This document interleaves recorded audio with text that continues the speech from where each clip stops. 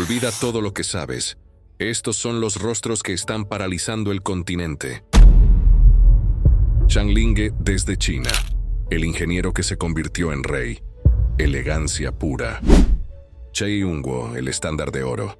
El rostro que la ciencia no puede explicar. Ma Ken-yu, de Japón para el mundo. Belleza letal y carisma de acero. Bright, el dueño de las pasarelas. Tailandia exportando magnetismo puro. Dylan Wang, China.